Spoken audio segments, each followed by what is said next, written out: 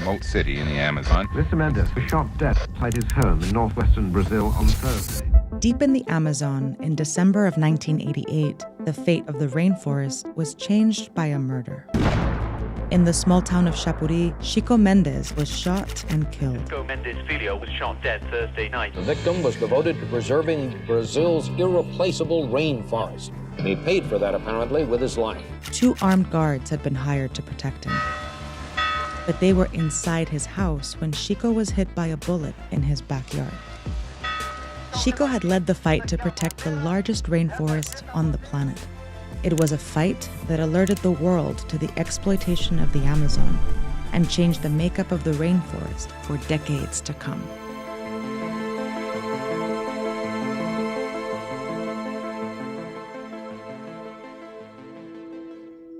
The Amazon basin is rich in rubber trees that produce latex, and for a long time, they were exclusive to this rainforest. Native people had collected latex or liquid rubber for centuries. But in the late 1800s, after the Europeans turned their attention to it, people started extracting latex on a mass scale. It became a valuable material in rapidly industrializing nations where motor cars with rubber tires started hitting the roads. The Amazon quickly turned into a very profitable global resource, especially in Brazil, where businessmen started moving into the rainforest. To keep up with the high demand, wealthy rubber barons forced indigenous people to work for them as rubber tappers. And they directed waves of migrants from the coast to the rainforest. Rubber tappers were forced to work in exchange for the use of the land, tools, or food. So the more they worked, the more they were in debt to their bosses. But the rubber boom wouldn't last long. The seeds of rubber trees such as these, smuggled out of the Amazon country, shifted the rubber production of the world to the Far East. In the 1870s, an English colonist smuggled 70,000 rubber tree seeds out of the Amazon. The seeds went from Brazil to British colonies in Southeast Asia, where they began harvesting rubber at a lower cost. Over the years, as rubber from these plantations flooded the market, prices fell, and the rubber boom in the Amazon collapsed. But demand spiked again during the Second World War, when rubber became critical to making weapons and vehicles. We are going to see to it that there's enough rubber to build the planes to bomb Tokyo and Berlin, enough rubber to build the tank, enough rubber to win this war. The Brazilian government recruited tens of thousands and forced them to extract latex under harsh conditions. After the war, demand collapsed again, and most rubber barons moved on to other businesses, leaving many rubber tappers in the rainforest, where they settled and were now free to harvest rubber on their own terms. Among them was Chico Mendes, a young rubber tapper who started out working under rubber bosses. O Chico, ele já trouxe de berço, né, a marca e a habilidade de ser líder. Ele, aos 15 anos, 16 anos, ele demonstrava preocupação com a forma como os patrões tratavam os seringueiros, né? This is Raimundo Mendes de Barros, Chico's cousin, who works and lives on a reserve in Acre State. Já de rapaz novo, ele já tinha a tendência de ser líder. Como se transformou líder, né? Chico's time to step in and lead would come in the 70s and 80s, when the Amazon began seeing deforestation at an unprecedented rate. Chico Mendes and the rubber tappers lived freely in the state of Acre for about a decade. They harvested rubber and collected Brazil nuts sustainably without damaging the forest, and made a living selling what they gathered to traveling merchants. But there was a problem on the horizon. At the time, Brazil was led by a military regime that wanted to use the Amazon for economic development, so they opened it up to ranchers for business. They took over large estates, typically occupied by rubber tappers, and cleared the forest to make room for their cattle. The politics of land speculation and the large-scale deforestation that have as their objective the substitution of man by cattle. It would be a disaster if this process were allowed to continue in our region. The ranchers used intimidation tactics to expel rubber tappers. They hired gunmen and set fires to tear down the trees. But the rubber tappers got together and fought back. They organized empachis, or barricades, where they'd sit in front of trees or block the path to the rubber reserves to prevent loggers and bulldozers from coming through.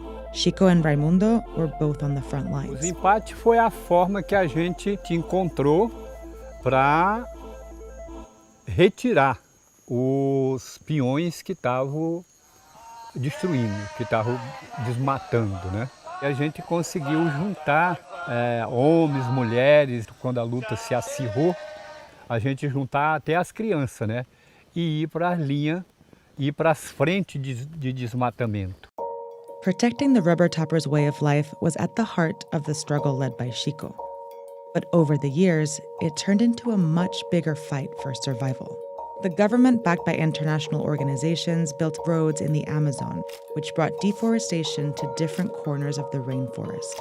As a result, by 1987, nearly 300,000 square kilometers of the rainforest had been torn down.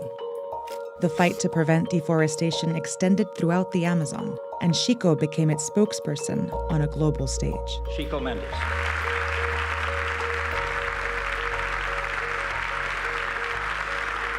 A Amazônia possui os maiores recursos biológicos do mundo. Together, we can preserve the forest and make it productive, securing this immense treasure for the future of all our children. Muito obrigado. And the world began to pay attention. We can locate above 7,000 fires every day. It involves the destruction of one of Earth's greatest natural resources, the Amazon rainforest. The rainforest is unique in all the world, and once it is gone forever. International organizations withdrew tens of millions of dollars from the development of the Amazon. A small extraction reserve was created for rubber tappers in Acre in 1988, the first of its kind in Brazil. The land would be owned by the state, but rubber tappers like Raimundo would have the right to live and work on it. No que pese a gente viver dela, mas nós conservamos ela, nós não destruímos ela. The reserve would keep everyone else out, especially cattle ranchers, making this entire reserve legally protected from deforestation. But in 1988, protecting the rainforest came at a deadly cost. 89 environmental activists were killed that year alone.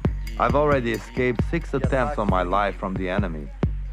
Still, I have a moral commitment to myself. I cannot abandon this struggle, even if one day I should be struck by an assassin's bullet. Cattle ranchers looking to expand their business in the Amazon saw Chico as a threat. He was given armed guards for protection, but just days after his 44th birthday, he was shot in his backyard. His killers were cattle ranchers, a father and a son, whose land had just become a protected area. E eu subi por volta de 3 horas da madrugada. Foi uma notícia que ainda hoje eu tenho muita tristeza. O Chico simplesmente estava defendendo o direito daqueles que até então o Estado sonegava de reconhecer seu direito. Não tinha direito de ser assassinado da forma brutal e covarde do jeito que ele foi. Chico's death pushed changes forward in the Amazon.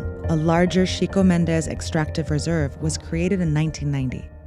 Today, it is still the biggest in the Amazon and has protected more than 2 million acres of rainforest from a lot of the deforestation that surrounds it. It's home to about 10,000 people who can freely maintain their traditions and livelihoods. Since Chico's death, all these extractive reserves have been created. There are more than 100 spread throughout the Amazon. But the fight isn't over. Brazil's current government has pushed for more economic development in the Amazon, while downplaying Chico's struggle. Que diferença faz quem é o Chico Mendes nesse momento? Eu queria a sua visão. Para mim, eu sou muito pragmático. É um homem reconhecido pela ONU, uma liderança reconhecida pela ONU. They've also scaled back efforts to preserve the Amazon, leaving protected areas at risk all over again. Nearly half of the deforestation is taking place in protected areas, including the Chico Mendes Reserve, where ranchers are reportedly persuading rubber tappers to clear their land for money.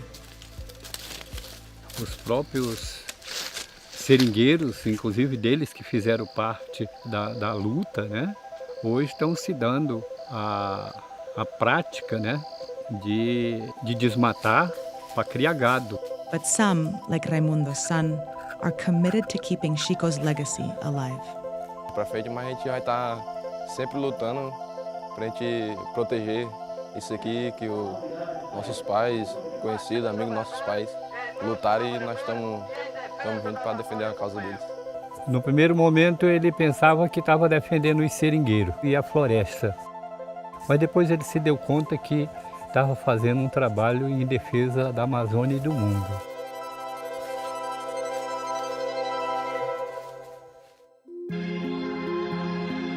Hi, thanks for watching the second episode of Atlas in the Amazons miniseries. I want to take a quick second to thank the filmmakers who filmed Chico Mendes and the Amazon in the 80s. That footage was crucial in allowing us to tell Chico's story and the role he played in trying to protect the Amazon. We are very grateful to them. In the next episode, we look at the struggle between indigenous people trying to protect their land and the president threatening to take their rights away. Make sure to come back and watch the third and final episode of Atlas in the Amazons miniseries. Thanks again for watching, and see you next time.